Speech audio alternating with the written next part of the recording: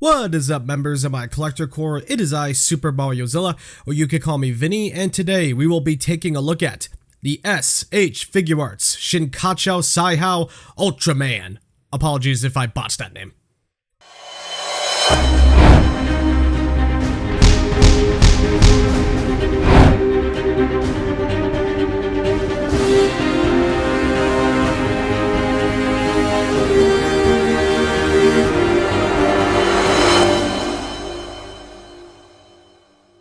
For years as our main Ultraman Figuarts, it was the old 50th anniversary release, but over the years, it's aged.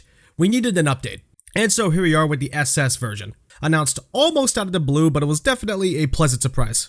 However, this Ultraman is a standard release, so no special ships or buildings, just accessories. Well, normal accessories, but he still came with a good chunk of stuff, including some new effects. MSRP clocks in at around $80. Will this figure be worth grabbing? Spoilers, yes. Let's get a deeper look to know why you should consider putting this on your Ultraman shelf. So one major difference between this one and the 50th anniversary release is the sculpt. This one is a completely different mold, and some details make it resemble how the actor looks in the suit. Pretty cool. And the paint job is so much better than the old version, much more clean, no rushed line work or anything like that. The red is vibrant and the silver is nice and shiny. Love the texture on the eyes of the figure, can't get enough of that detail.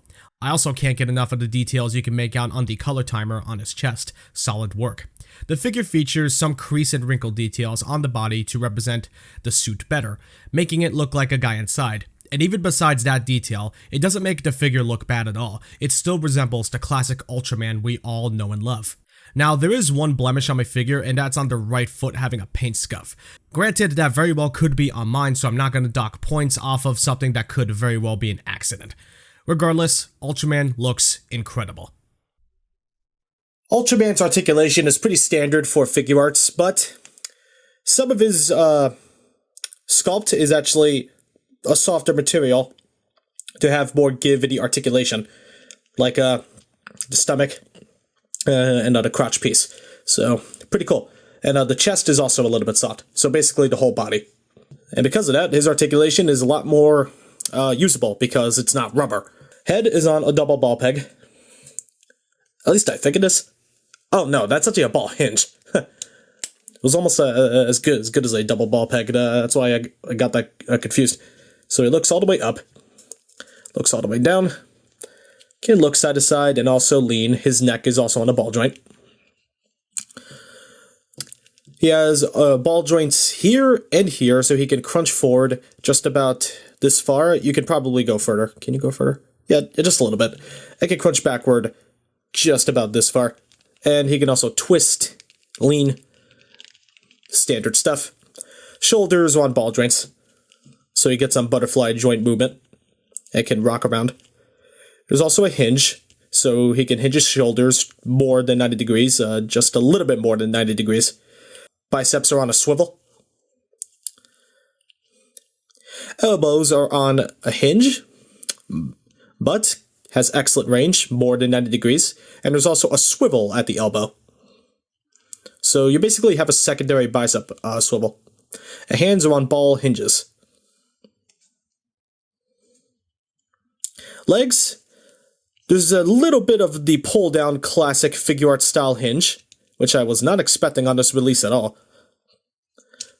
So he can kick forward just about this much and can kick backward just about this much. And in terms of splits, yes, he can Jean-Claude Van Damme it. Thighs can swivel. Double hinged knees. And there's also a swivel in the knee, so it's like a secondary thigh swivel, almost. Feet are on swivel hinges, so he can bend his feet backwards just about this much, and forwards just about this much.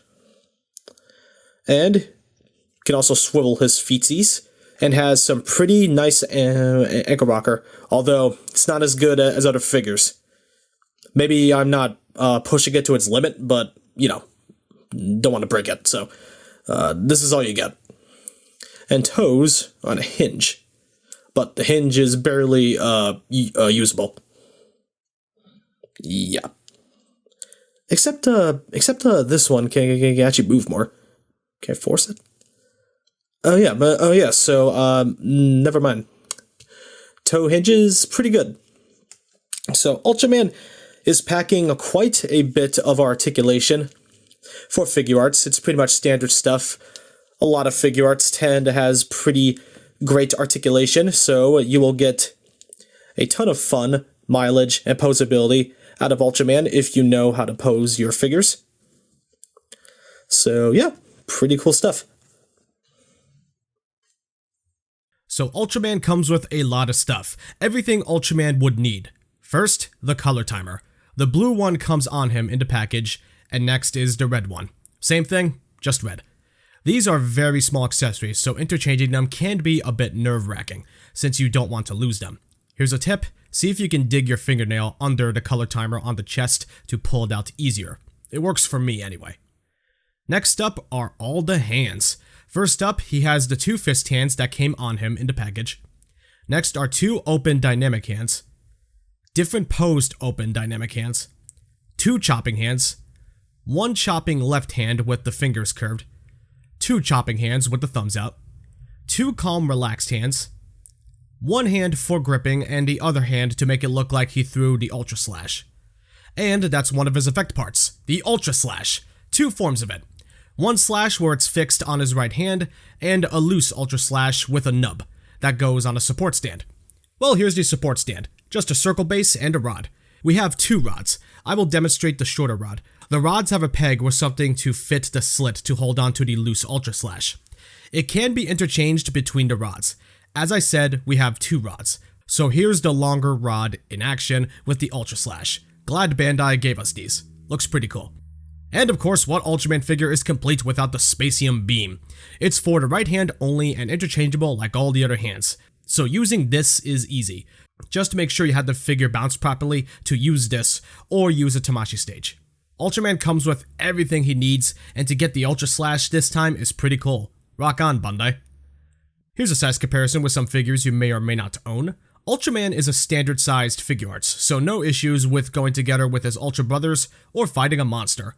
Ultraman fits right in.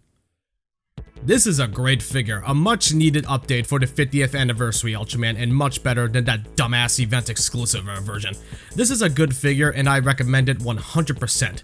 For sale or not, I recommend him.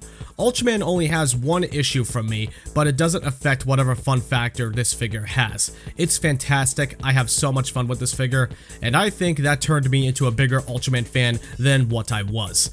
If that doesn't speak merits, I don't know what does. You're a fan of Ultraman? Get this. Looking to upgrade over the 50th anniversary version? Get this.